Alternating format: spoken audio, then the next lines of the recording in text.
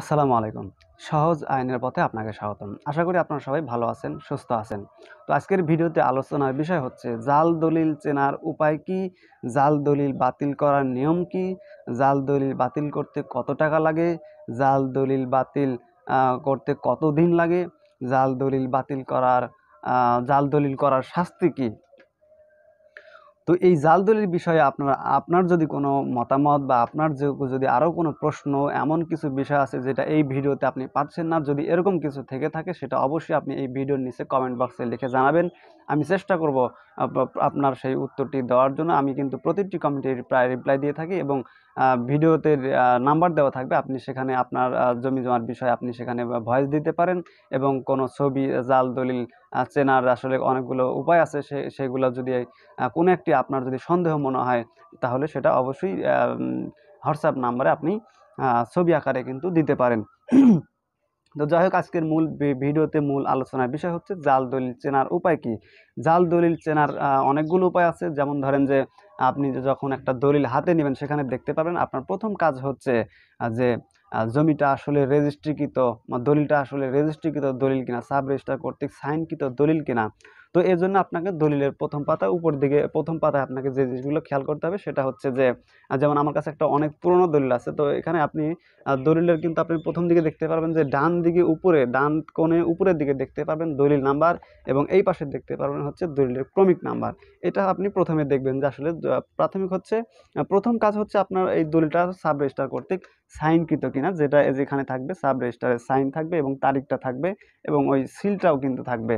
তারপরে বিষয় হচ্ছে আপনি দলিল নাম্বারটা দেখবেন, এই পাশে এই কোণা দিয়ে দলিল নাম্বারটা দেখবেন। তারপরে বিষয় হচ্ছে যে জমির দলিল দাতা যিনি, দলিল দাতা যিনি, দাতার নামটা এই পাশ দিয়ে থাকবে, দলিল দাতা আসলে সাইন করেছে কিনা এগুলো আপনি দেখবেন। তারপরে বিষয়টা হচ্ছে যে আপনাকে কিন্তু এই দলিলটা কিন্তু ভালো করে বুঝে আপনাকে কিন্তু পড়ে দেখতে হবে যে আসলে এই দলিলের মধ্যে কি আছে।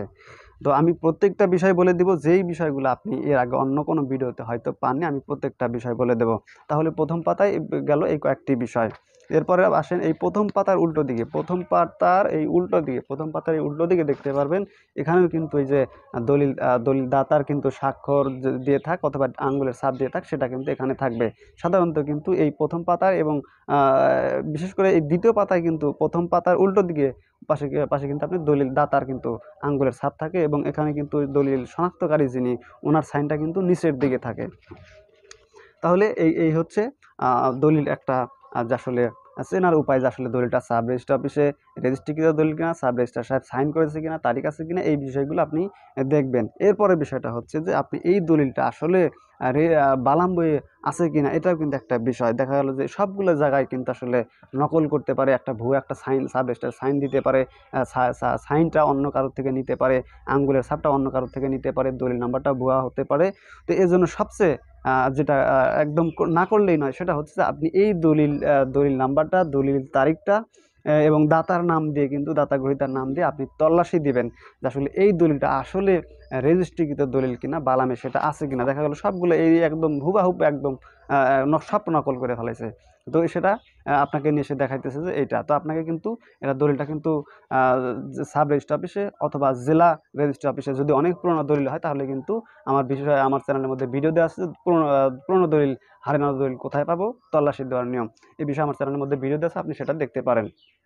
তাহলে দলিল আমরা চিনে নিলাম। এখন বিষয়টা হচ্ছে যে সব কিছু ঠিক আছে, মানে আমি যেটা বলতে চাচ্ছি যে আমার কাছে কয়েকদিন আগে রাত সেই 12টার সময় আসলে 3জন লোক আসছে, যে উনি এসে আমাকে ঘুম থেকে জাগিয়ে তুলে বলতেছেন যে দেখেন আসলে আমাদের এই দলিলটা, আমাদের যেটা সন্দেহ, আমরা যেটা সেই ছোটকাল থেকে শুনে আসছি যে আমার বড় কাকা তার মায়ের থেকে জমি দলিল করে নিছে, কিন্তু আসল কাহিনীটা হচ্ছে যে তার মায়ের থেকে জমিটা দলিল করে নেয়নি, না নিয়ে উনি করছে কি ওনার স্ত্রীর থেকে এই জমিটা, মানে স্ত্রীকে মায়ের জায়গায় বসিয়ে সাব রেজিস্ট্রার অফিসে নিয়ে সেটা দলিলটা সম্পাদন করে লিখে একদম রেজিস্ট্রি করে নিছে।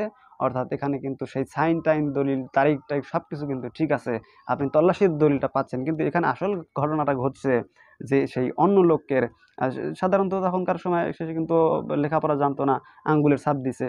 তো সেটা কিন্তু সেও মেয়ে মানুষ কিন্তু সাব রেজিস্ট্রার তার এত কিছু চেক করে নাই। আর তখনকার সময় কিন্তু এইসব ছবি, ভোটার আইডি এসব কিন্তু কিছুই লাগতো না।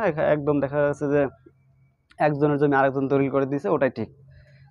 এরকমটা কিন্তু আসলে ছিল। মানে তখন দলিলকে মানুষ এত ভয় পেত, এত গ্রান্টেড দিত, যেটা এখন কিন্তু আর ওইভাবে কিন্তু সুযোগ নাই। জাল দলিল করার কিন্তু এখন ওইভাবে সুযোগ নাই। তাহলে সবগুলো বিষয় কিন্তু আমরা দলিল চিনে নিলাম। এখন বিষয় হচ্ছে যে আসলে এই যখন আঙ্গুলের ছাপটা ভিন্ন দেওয়া হয়েছে, এটা তো আর আপনি চেক করতে পারছেন না। তো এজন্য কিন্তু আপনাকে মামলা করতে হবে। এখন এই যখন আপনি জানতে পারলেন যে আসলে এই দলিলটা আসলে সন্দেহমূলক মনে হচ্ছে, যে অর্থাৎ জানার সাথে সাথে কিন্তু আপনাকে ৩ বছরের মধ্যে মামলা করতে হবে, এবং মামলার সেই এর মধ্যে লিখতে হবে যে আমি এই মূলে অমুক দিন এইভাবে আমি জানতে পারলাম যে এই দলিলটা আসলে একটা প্রতারণামূলকভাবে দলিলটা করা হয়েছে, সেটা কিন্তু আপনাকে বলতে হবে। এখন কোন আইনে কোন ধারায় মামলা করতে হবে, সেটা হচ্ছে দেওয়ানি আদালতে সুনির্দিষ্ট প্রতিকার আইনের ৩৯ ধারায়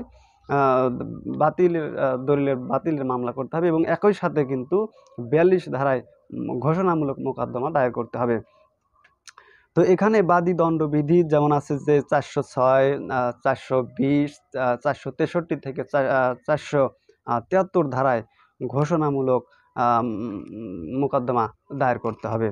আসলে এখানে এটা আসলে যখন প্রমাণিত হবে যে আসলে এটার শাস্তিটা কেমন হবে, শাস্তিটা হচ্ছে যে শাস্তিটা যেমন আমি একটা ভিডিওর মধ্যে দেখেছিলাম, যে যমুনা টিভি একটা ভিডিওর মধ্যে দেখেছিলাম যে দলিল যে প্রতারণা করে যে দলিল করে দিছে, তার চেয়ে দেখা যাচ্ছে দলিলে যে সাক্ষী দিছে তার হচ্ছে ১০ বছরের জেল, আর দলিল যে আসলে প্রতারণামূলকভাবে দলিল করে দিছে দলিল দাতা, ওনার হচ্ছে ৩ বছরের জেল। আমি একটা এরকম ভিডিও একটা দেখলাম।